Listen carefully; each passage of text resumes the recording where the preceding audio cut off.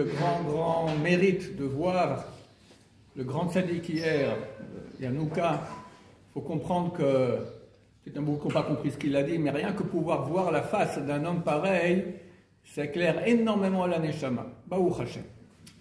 Bon, il a fait un discours, je ne vais pas vous le refaire, mais ce qu'il a dit en deux mots, le point, c'est que Rabbi Shimon Bar Yochai, il était Midat Arachamim. Chacun, il est un autre point. Abraham, c'était le chesed, et David Ameller, c'est la rigueur. Rabbi Shimon Bar Yochai, il a dit, je peux, moi, pardonner tous les péchés de ma génération. Et moi, avec mon fils, depuis la création, avec Yotam Ben Uziaou, jusqu'à la fin des temps. Donc on voit qu'il avait un grand amour d'Israël, de Rachamim, de miséricorde. Et il a cité beaucoup d'endroits dans tout le chasse où on voit Rabbi Shimon, toujours la miséricorde. Et il a cité une Gemara très connue qui dit que Rabbi Shimon Bar Yochai dit qu'il est agréable de se jeter dans la fournaise, le feu, plutôt que de faire honte à son prochain en public. Et il a dit, c'est ce qu'il faut penser quand on allume le feu. On allume un feu, dans tout Israël il y a des feux. Bon, Rabbi Shimon Bar Yochai pense à cela, que c'est le point le plus important. Donc on va faire des grands efforts dans, il a dit, la shonara, tout ce qui est belam chavero, les relations entre l'homme et son prochain. Il y a quelques jours, il a dit qu'il y a une mitzvah de Kol Israël Arevim Zelazé. Tout Israël sont garants l'un pour l'autre.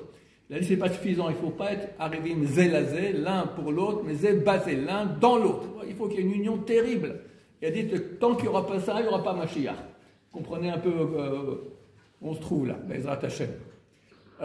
Aujourd'hui, normalement, les lois de deuil des 24 000 élèves de Rabbi Akiva qui sont morts donc, pendant le Homer, ça finit le 34 au matin, demain matin. Donc on ne peut pas se couper les cheveux et se raser la barbe aujourd'hui. Mais vu que c'est vendredi, on peut le faire l'Ichvot Shabbat. Donc ceux qui veulent se couper les cheveux et se raser la barbe, c'est permis. Sauf que d'après la Kabbalah, il faut laisser les cheveux jusqu'à Shavuot. Le Rabbi Sion explique qu'il y a deux lois. Il y a une loi de deuil.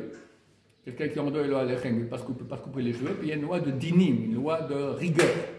Il dit la barbe fait partie des deuils. Ce n'est pas partie de la rigueur. Les rigueurs, c'est les cheveux de la tête. Quelqu'un qui rêve qu'il a les cheveux longs, c'est très mauvais signe. Par contre, il rêve qu'on lui coupe les cheveux, c'est excellent. Ou il voit quelqu'un d'autre en rêve, etc. Les cheveux de la tête, ce sont les dîmes, c'est les forces de rigueur. C'est ça qu'on voit que les gens non religieux ont des cheveux longs. Et quand ils font tchouva, ils mettent tous les cheveux dans la barbe. Ils passent du dîme, Baruch Hashem, au rachamim. Donc celui qui veut, d'après la Kabbalah, se couper les cheveux, faire d'après la Kabbalah, aujourd'hui il peut se raser la barbe, mais les cheveux c'est bien de garder jusqu'au 49, dimanche, 49 jours du Homer. Vu que ce n'est pas obligatoire, il faut dire auparavant, blinada, je prends sur moi de ne pas me couper les cheveux de la tête jusqu'à la veille de Shavuot. Aujourd'hui on ne peut pas écouter de musique, si c'est, à moins qu'on le fait pour l'Ichvod Rabbi Shimon Bar Yochai, parce que c'est encore un jour de deuil, il n'y a pas de mariage, pour nous en tout cas les Sfaradim.